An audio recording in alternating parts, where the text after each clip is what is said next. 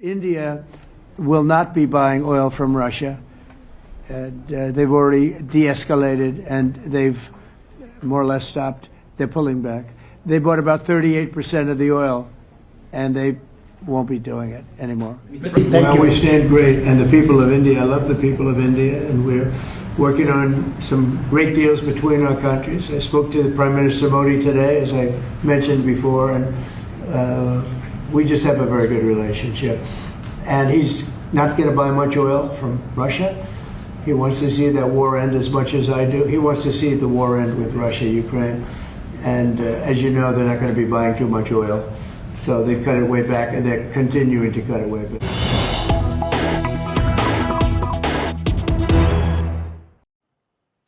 More news coming in. Jairam Ramesh is taking on Prime Minister Modi. Trump reveals India's oil import policy. Before Prime Minister Modi, Jairam Ramesh has hit out at the Prime Minister. He's put out this tweet. I'm going to read out from there. But he says the Prime Minister has finally acknowledged publicly that President Trump called him up and the two spoke to each other. But all that the Prime Minister said is that the US President extended Diwali greetings. But while Mr. Modi conceals, Mr. Trump reveals on his part, the US President has said that in addition to extending Diwali greetings, he spoke of India's oil imports from Russia and that he had been assured that these imports will be stopped. This is the fourth time in 6 days that the US President has announced India's policy. Earlier, President Trump had announced the stoppage of Operation Sindoor on the evening of 10th of May before Mr. Modi did.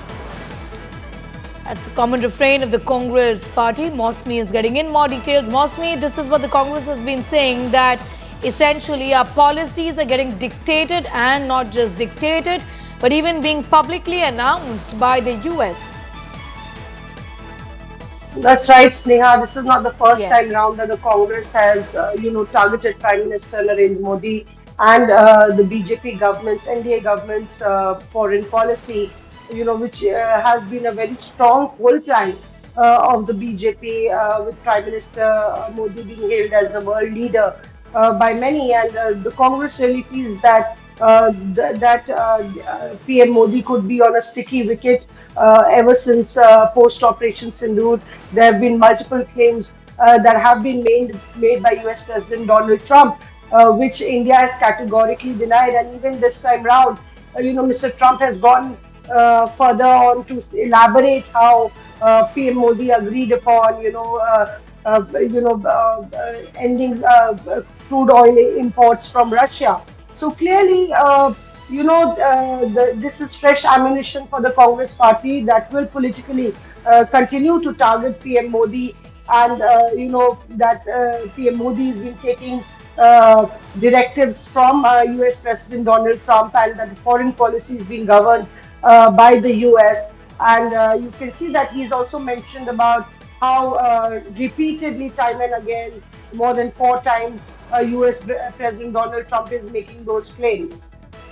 Put that for the moment. Mosmi Singh getting in those details. Mosmi, in fact, I want to ask you about this also coming back to haunt the Congress, isn't it? With the BJP saying that, would you rather believe the American president and stand with your own people, stand with your own government? In that sense, the narrative of the Congress being anti-national that is spun around by the Bharatiya Janata Party as well. That is something, again, the grand old party has to counter, isn't it? Absolutely, Sneha. So the ammunition comes from both sides. We've seen that, as far as national security is concerned, foreign policy is concerned, the first 10 years of Modi government, we've seen a very consolidated foreign policy. And this is a very weak wicket of the Congress party. Time and again, the BJP has slammed the Congress party over the foreign policy issues. And that's why, election season, naturally these topics are raked up again. The BJP has been slamming the Congress for, and Rahul Gandhi for criticizing the foreign policy of the Modi government abroad, criticizing policies of the NDA government abroad on foreign soil. And this is in continuance to the counter-attack of the BJP. Right, Mosmi getting in those details. Be with us. We'd like to tell our viewers about what the Congress is saying. This has got to do with Jairam Ramesh of the Congress party taking on Prime Minister Narendra Modi.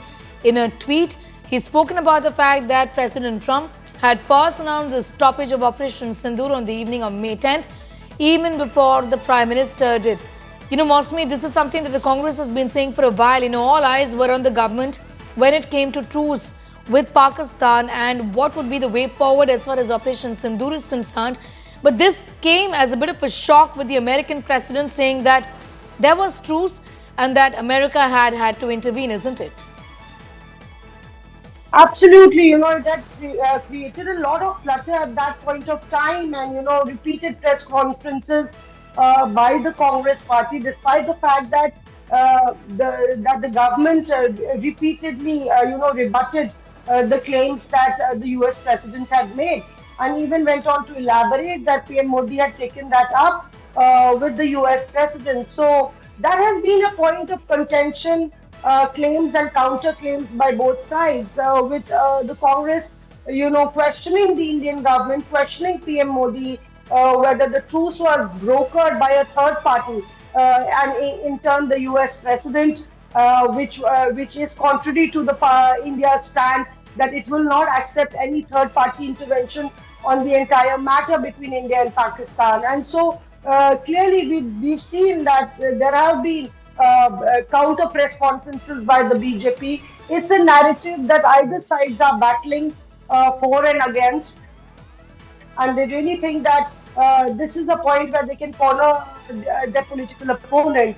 But clearly, it hasn't helped, with the US president continuing to make those claims repeatedly during press conferences and public addresses, has increased the headache for the Indian government, that says that you can't really control what Trump says, but it's far from what the truth was.